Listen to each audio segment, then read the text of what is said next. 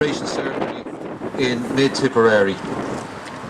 You all have a programme this morning. There's some small changes to the programme. I'm not Conor Burke. Conor is going to be bearing the flag today.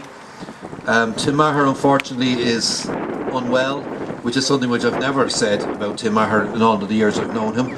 And instead of Tim reading the proclamation of the Republic, we'll have Lasuk Taran na Fianna Fáil, Arthur Griffin will be doing that himself. And the Foggy Jew, unfortunately, due to technical difficulties, has been cancelled. I'd just like to welcome you all here today. Today we are remembering 1916, not in a military fashion, which has been done elsewhere, but through poetry and music and the reading of a proclamation and through the oration. 1916 was a cultural as well as a political as well as a military event, the greatest event, the foundation event for our republic that we live in today. And we will get our proceedings underway with the lament performed by Dominic Gallagher.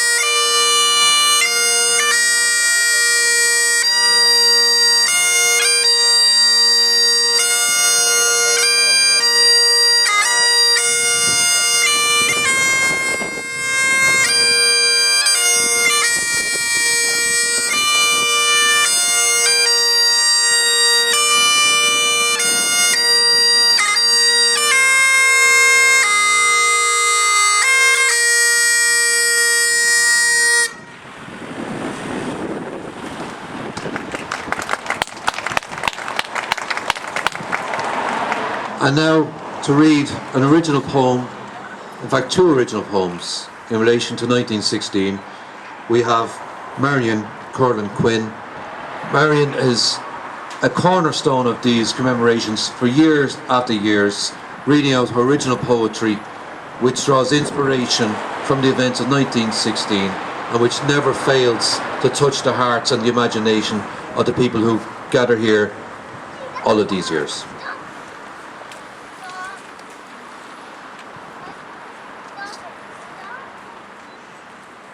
Now, Tom, my name is Marion Quinlan Curtin. Now, way back when I first got involved with the young crowd of Fianna Fáil, we were sitting in the rag one evening and Arthur said, "Is there any way you can put a modern take on 1916? So I went home and over a 3-month period I had a dream, and it's called Ireland's Day. As I lay my head on my pillow, with a big eider down at my feet, lying there cosy and warm, hoping to sleep until morn. And as I lay there in slumber, a dream appeared in my head. I was somewhere in Dublin. I was outside Kilmainham jail instead. I turned to the person beside me. He had a newspaper in his hand. I glanced at the date in the paper. It was dated May the 12th, 1916. The headline on the paper gave the names of the men executed for Ireland. The names were as followed: P.H. Pearse, Thomas MacDonagh, Thomas J. Clark, May the 3rd, 1916. Willie Pearse, Joseph Plunkett, Edward Daly and Michael Hanrahan, May the 4th, 1916. John McBride, May the 5th, 1916. Cornelius Corbett, Eamon Kent, Michael Mallon and Sean Euston, May the 8th, 1916. Thomas Kent, May the 9th, 1916. James Connolly and Sean McDermott, May the 12th, 1916. Is the beauty in dying, or is the victory in death? Then I saw a boy on the corner, reading a sheet in his hand, and the first two lines I was glancing were familiar in my mind. It read, Irish men and Irish women, in the name of God and of our dead generations. In my unconscious mind, it was the words of our proclamation.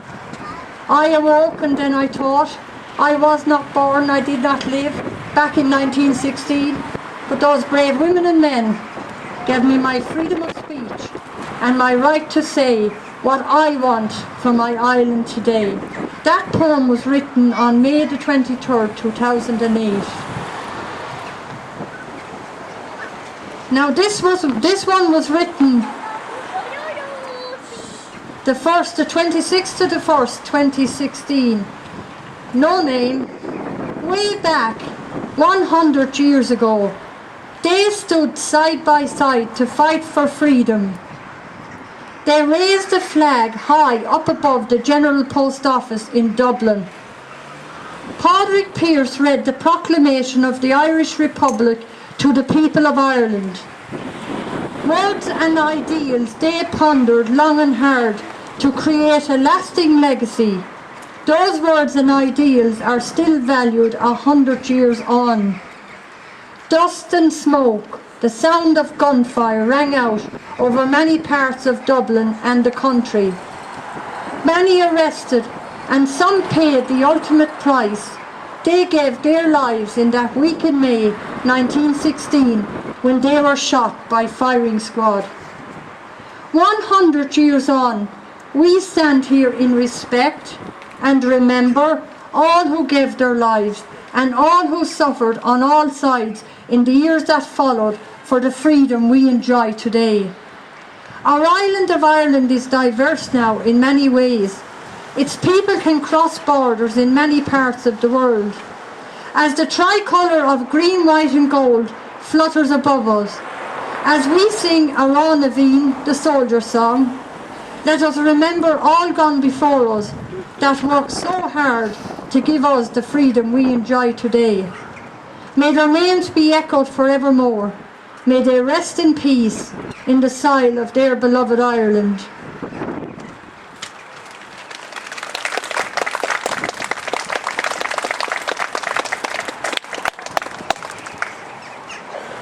Many thanks, Mary, and apologies for the tongue twisting of your name. Next is Con McGrath, who's going to recite a prayer.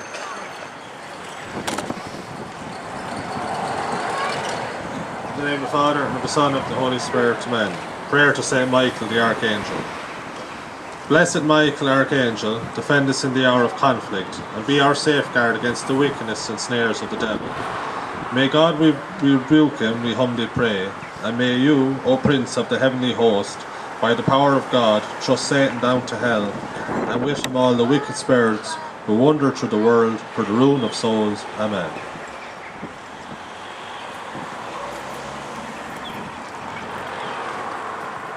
And now we come to the centrepiece of our commemorations.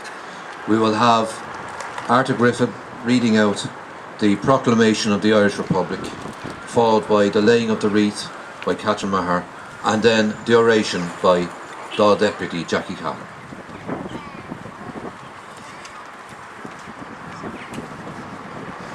The Proclamation of Public Nahairn. Provisional Government of the Irish Republic to the people of Ireland.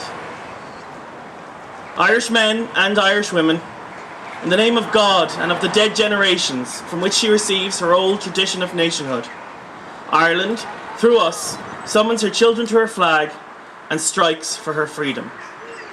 Having organised and trained her manhood through her secret revolutionary organisation, the Irish Republican Brotherhood, and through her open military organisations, the Irish Volunteers and the Irish Citizen Army, having patiently perfected her discipline, having resolutely waited for the right moment to reveal itself, she now seizes that moment, and, supported by her exiled children in America and by gallant allies in Europe, but relying in the first on her own strength, she now strikes in full confidence of victory.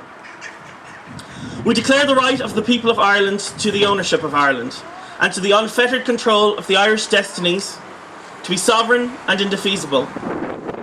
The long usurpation of that right by a foreign people and government has not extinguished the right, nor can it ever be extinguished except by the destruction of the Irish people. In every generation, the Irish people have asserted their right to national freedom and sovereignty. 6 times during the past 300 years, they have asserted it in arms. Standing on that fundamental right, and again asserting it in arms in the face of the world, we hereby proclaim the Irish Republic as a sovereign, independent state. And we pledge our lives and the lives of our comrades in arms to the cause of its welfare, its freedom, and of its exaltation among the nations. The Irish Republic is entitled to, and hereby claims, the allegiance of every Irishman and Irish woman. The Republic guarantees religious and civil liberty, equal rights and equal opportunities to all its citizens, and declares its resolve to pursue the happiness and prosperity of the whole nation and of all its parts, cherishing all of the children of the nation equally, and oblivious to the differences carefully fostered by an alien government, which has divided the minority from the majority in the past. Until our arms have brought about the opportune moment for the establishment of a permanent national government, representative of the whole people of Ireland and elected by the suffrages of all her men and women, the provisional government, hereby constituted, will administer the civil and military affairs of the Republic in trust for the people. We place the cause of the Irish Republic under the protection of the Most High God, whose blessings we invoke upon our arms. And we pray that no one who serves that cause will dishonour it through cowardice, inhumanity, or rapine. In this supreme hour, the Irish nation must, by its valour and discipline, and by the readiness of its children to sacrifice themselves for the common good, prove itself worthy of the august destiny to which it is called. Signed on behalf of the Provisional Government by Thomas J. Clark, Sean McDiarmid, Thomas McDonough, P.H. Pearce, Eamon Ciant, James Connolly, Joseph Plunkett.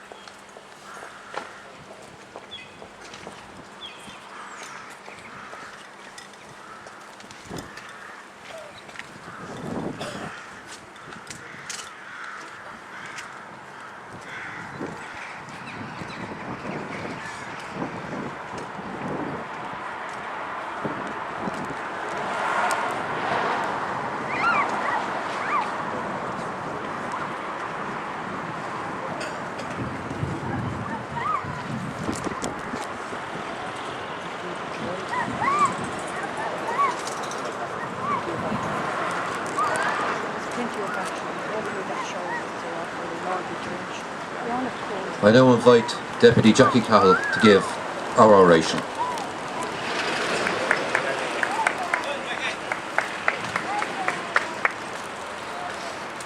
Thank you, ladies and gentlemen. First of all, Cathaoirleach of the County Council, Seamus Hannafin, sent his apologies. He's in Dublin today at Commemoration, representing Tipperary. Today I'm honoured to be standing with you here in the town of Templemore to mark the 100th anniversary of the events of Easter Week, 1916. The birthplace of Jacob Bracken is indeed an appropriate place to have the proclamation read here in Mid-Tipperary, as Bracken during his lifetime forcefully promoted the Fenian ideology, which has influenced the political thinking of those who eventually played a big part in the Rising of 1916.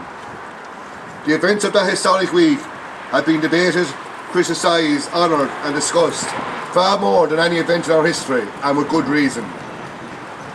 The centrepiece of any commemoration of the Easter Rising is the reading of the iconic proclamation of the Irish Republic by the Provisional Government. This document is signed by 7 men who paid with their lives for doing so. It was read aloud by Pearce at the front of the GPO, has been read aloud here at Templemore Town Hall today. A proclamation which has stood the test of time. A proclamation which has borne the basis of the Constitution of Ireland. which has shaped the laws and the standards of our country ever since. This one-page document is nothing less than the foundation stone of our free state. A small nation, rebelling against the might of the world's greatest empire. A small band of brothers and sisters who proclaim to Ireland and to the world a manifesto which was written today would be hailed as visionary and radical. The Republic that was proclaimed guaranteed the religious and civil liberty of all its citizens, equal rights, equal opportunity, cherishing all of the children of the nation equally, resolving to pursue the happiness and prosperity of the entire nation and of all its parts. At a time when women did not even have the vote, this was indeed a radical document. It was a document which sought to provide for all, to alleviate poverty and unemployment, to put an end to emigration, and to end division within the shores of our island. It set a high bar to reach. The leaders of 1916 knew that by seeking to be a national government, representative of the whole people of Ireland, and elected by the suffrage of both men and women, that they were not just setting a standard for themselves, but for future generations. Those who signed the proclamation, those who fought along those who signed it, not just in the GPO that week, but in the other locations in Dublin and around the country, knew full well that the task of putting in place the lofty ideals of the proclamation was not likely to fall upon them. They knew full well what they were up against. A British establishment which was sending millions of its subjects to be cannon fodder on the fields of Europe would not stand idly by and allow an armed insurrection in the empire in its second city. Nor indeed would it spare that city any mercy in its retaliation. Those men and women knew full well that the task would be carried out by others, and that it was most likely that they would either die in battle or be executed afterwards. They fought and then they died bravely. They left a legacy which binds us to their memory and to their honour even today. Today I stand before you as an elected member of Dáil Éireann, elected by universal suffrage. I stand before you as a member of Free Irish Parliament in the name of the Republic of Ireland. The same Republic of Ireland which was proclaimed in 1916. To this day I stand before you as a member of a political party whose genesis is firmly rooted in the events of 1916. A political party which has spent its entire existence dedicated to giving life to the ideals of the proclamation. A party formed by those who fought in the rebellion of 1916, who were incarcerated afterwards and who survived executioners thereafter. Always honouring this cause, we in Fianna Fáil always look back to the ideals of that relief. In this town, we in Fianna Fáil have commemorated events of 1916 far more than any other organisation in Mid-Tipperary. We, as a national political movement, took the reins of the newly formed Free State and set about bringing it to a republic. We embarked on a generation-long policy of radicalisation, of improving the lot of the working man and woman, the poor, those reliant on social support, and a general improvement of the nation. Fianna Fáil took on the might of the British Empire in the economic war, withstood the pressure of the great powers during the Second World War. Fianna Fáil built more council houses than any other party. We set about eradicating slums. We set about improving education. Free secondary education was seen as a necessity for economic improvement. We built more hospitals, we built more schools. We brought in economic investment from outside countries on a scale never seen before. We innovated and promoted innovations like the Shannon Free Trade Zone. We set new standards in social welfare, child benefits, married women's rights, succession rights, employment rights. And for those reasons, Fianna Fáil was returned time and time again as the largest party in our country.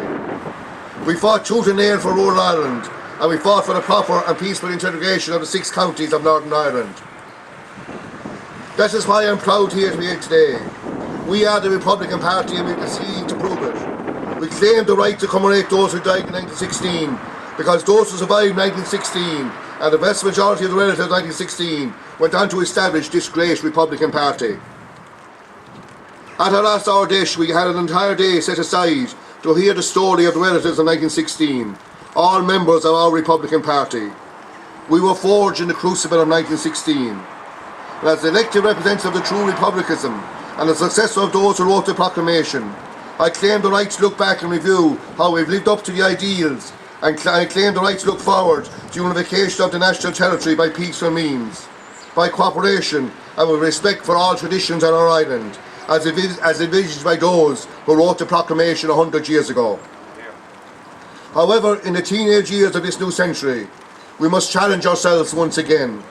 We must ask the political establishment of our generation if we have lived up to the real ideals of the Republic. Legitimate questions can be asked when we have a housing crisis of enormous proportions, when the very fabric of rural Ireland is under real threat, when the banks are embarking on an eviction programme of family homes not seen since the 19th century, when the division between the super rich and the middle Ireland is becoming a chasm. Is this what Thomas MacDonagh died for? I think not. Is this the Ireland that J.K. Bracken hoped for when he lived life, encouraging young women of Tipperary to promote the Irish way of life through the Gaelic Athletic Association? I think not. Therefore, in this centenary year celebration, it is vital that the political establishment has a long and hard look at itself.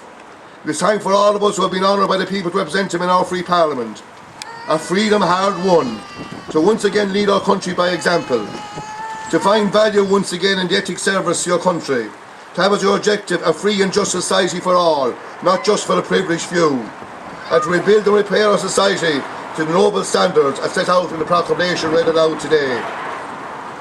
Easter is a fitting time of the year for reflection. It is fitting because Easter is a time of hope, a time of renewal. It is a time when the light banishes darkness. It is vital for us to continually question the course we have set for our nation and society. We must ensure the course we have set is true to the ideas of the proclamation, and we must ensure that the fairness, the equality and the vision that the proclamation offers is the ultimate destination of our great country. Thank you.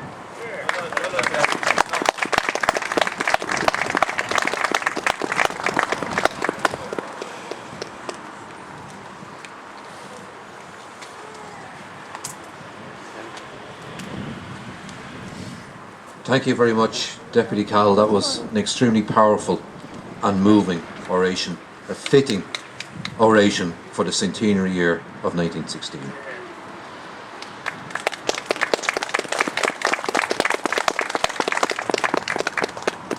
Deputy Cahill mentioned the great Thomas MacDonagh, and now I call upon our poetry reader to read the Lament for Thomas MacDonagh.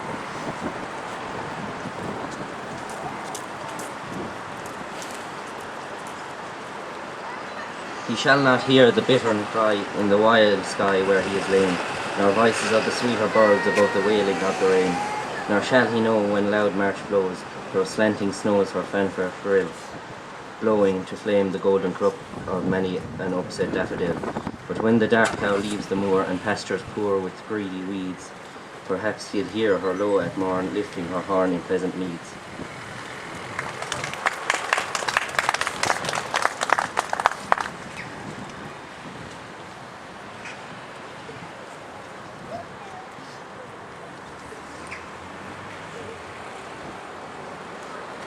Thank you very much, Paddy Taylor there, who is a great-great-grandnephew of Deanie Lacey, Commandant, who died in action in 1923.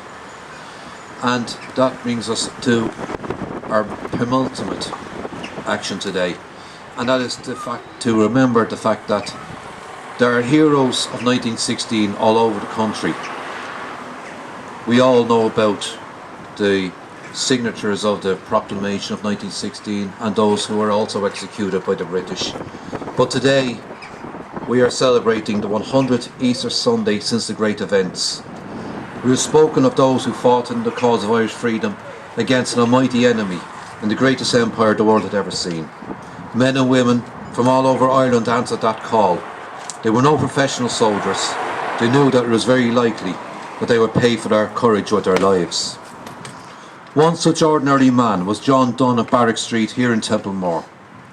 In 1916, this man, who had gone to work in Dublin and was a regular caller to Tom Clark's tobacconist shop, fought in the GPO for those days and made good his escape to the destroyed streets of Dublin when the surrender came. He was duly honoured during his lifetime by being enrolled in the Roll of Honour for 1916 as a member of the GPO section, and twice he read the Proclamation of the Republic by the Provisional Government on Easter 16 in 1949 and also on the 40th anniversary of the Rising in 1956. Not only on this very day, but in this location of Templemore Town Hall, where he was a Fianna Fáil Town Councillor. Sadly, John Donne did not live to see the celebrations of the 50th anniversary. But on that day, the town of Templemore laid a wreath on his grave as a part of those celebrations.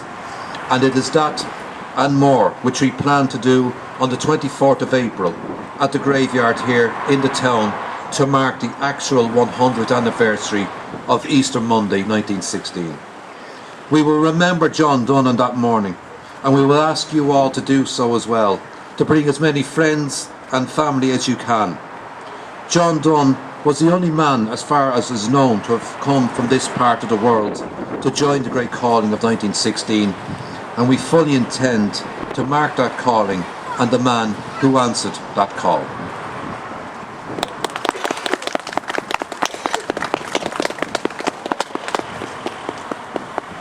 And now, finally, I would ask for Megan Fitzgerald to come forward, Secretary of OGRA, to give some closing remarks, and after that we will have our own Naveen and conclude our ceremony.